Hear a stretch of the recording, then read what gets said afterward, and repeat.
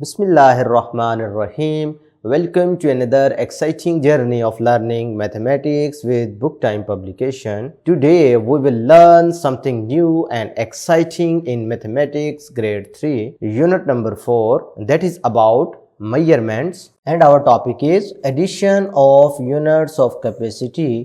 तो आज हम सीखेंगे कि कैपेसिटी के यूनिट्स को कैसे ऐड किया जाता है। इसकी भी एडिशन वैसे ही है जैसे आपने बकाया मेजरमेंट्स को ऐड करना सीखा है। सिंपल याद आपने रखना है कि हमेशा मिलीलीटर्स में मिलीलीटर्स ऐड होंगे और लीटर्स में लीटर्स ऐड होंगे। ये देखें एक एग्जांपल आपके सामने सॉल्व की गई है कि इस क्वांटिटी को और इस क्वांटिटी को आपने ऐड करना है। तो लिखने का तरीकाकार क्या है, वर्टिकली लिख लेना, लीटर्स अलहदा मिलीलीटर्स अलहदा।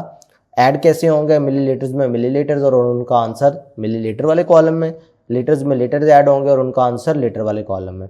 0 + 0 0, 5 + 0 5, 2 + 7 9, 7 + 2 9। तो ये हमारे पास आंसर क्या आ गया, 9 लीटर 950 ml।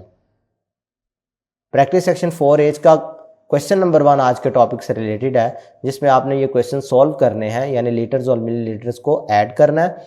सिंपल करना क्या है, मिलीलीटर मिलीलीटर में ऐड होंगे, लीटर लीटर में। 0 + 5 5, 5 + 4 9, 5 + 2 7, 5 + 3 8। पार्ट बी में देखो तो इसी तरीके से 0 + 0 5 + 0 2 + 7 9, 6 + 3 9। पार्ट सी में देखें तो 3 वैल्यूज़ हो गई हैं, तो बिल्कुल परेशान नहीं होना। 5 + 0 5, 6 + 1 7, 7 + 2 9, 7 + 2 9, 2 + 1 3 + 4 7, 1 + 4 5, 5 + 2 7।